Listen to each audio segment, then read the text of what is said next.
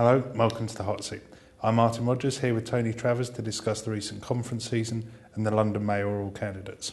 Welcome, Tony. Hello. So first of all, can you give us an overview of the conference season? Yes, I mean, first it's interesting to be able to say that the LSE put on events about Europe and the future of federal or quasi-federal Britain at both the Labour and Conservative conferences. And we've all been able to watch all of the party conferences as they've unfolded in the last 3 or 4 weeks.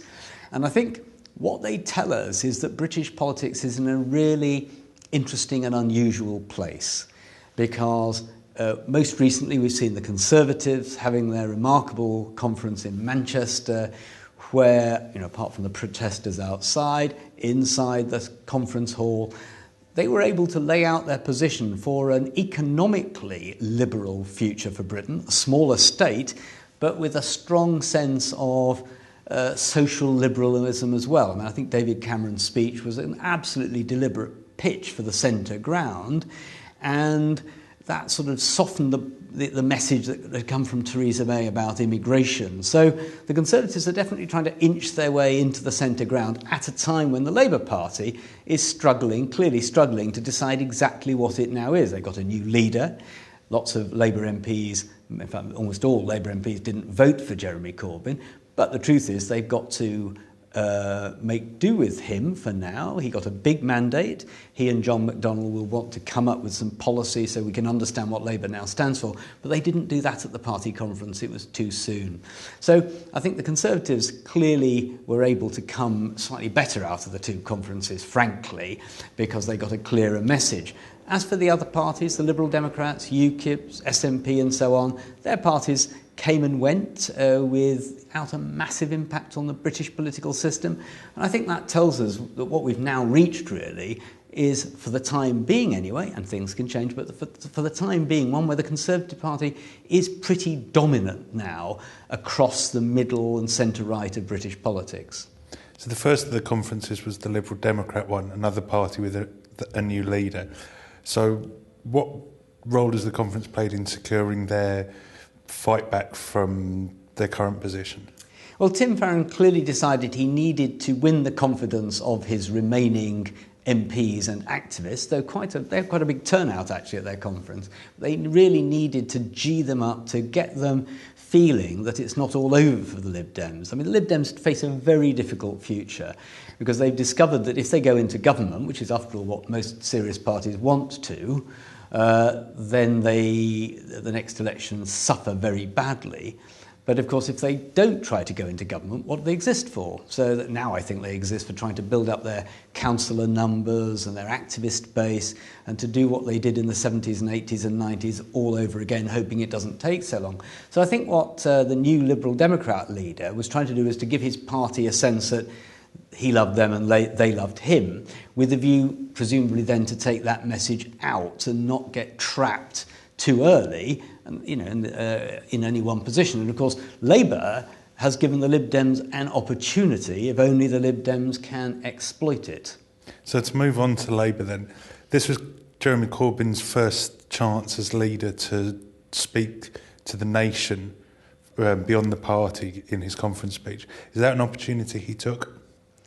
I'm not sure he took it that much, no. I think, for Jeremy Corbyn, this is a very big change. Hitherto, as a backbench MP, he's been able to say and do and think and behave in the way he wants, and by common consent.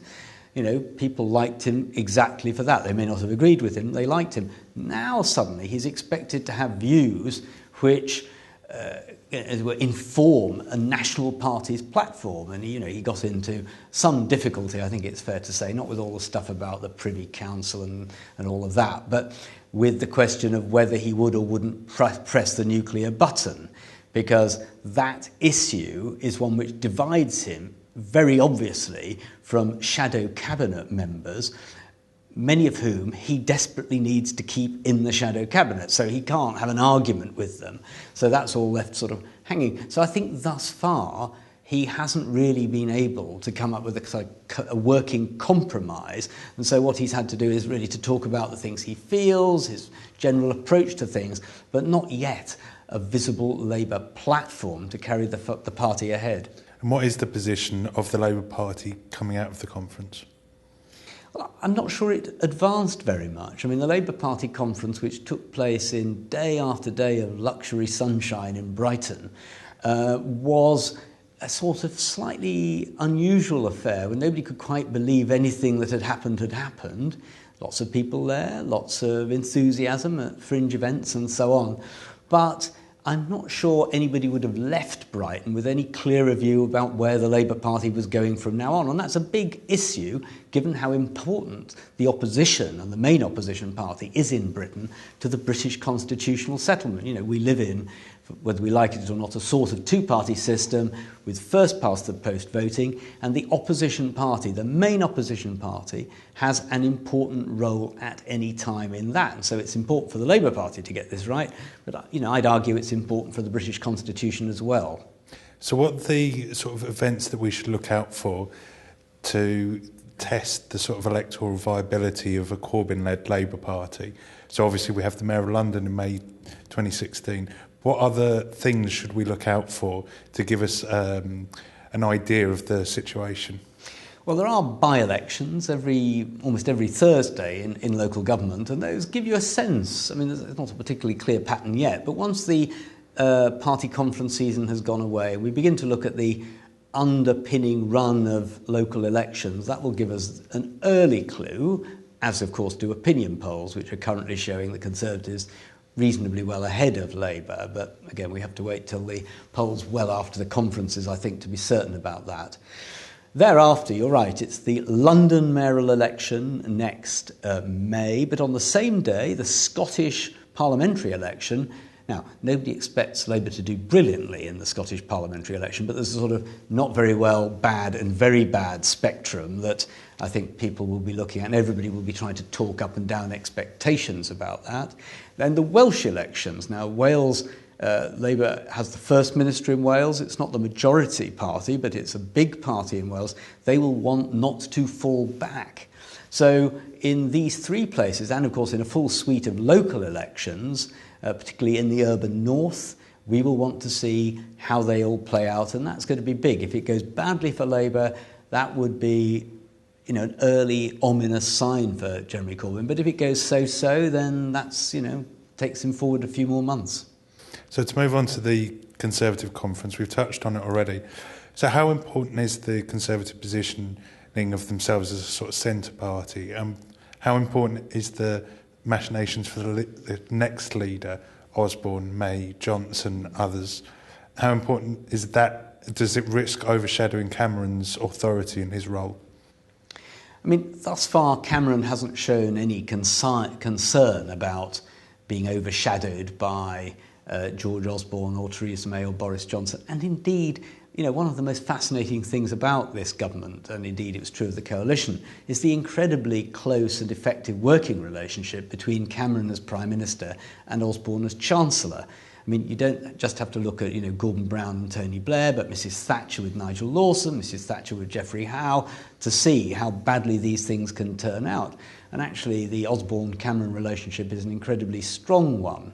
Now, the Conservatives have pitched themselves, as I said earlier, in a sort of liberal small L on the economy, so a smaller state, much smaller state, mustn't forget that, but also relatively liberal on social issues, with this one exception of immigration, which Theresa May ran with, where the Conservative Party, by many people will be seen as a bit harsh, but I think compared with public opinion, it's probably quite near the mainstream, actually, and that's what I'm sure they realise. So looking forward, what did the party conference season do for Boris, Theresa, George? I'm not sure it made a big difference, actually, because George Osborne made a big speech, which got a lot of coverage and was reasonably well received. Theresa May did her big immigration speech. Boris Johnson made a big speech, lots of jokes about rugby and so on. The audience, the party conference loves him.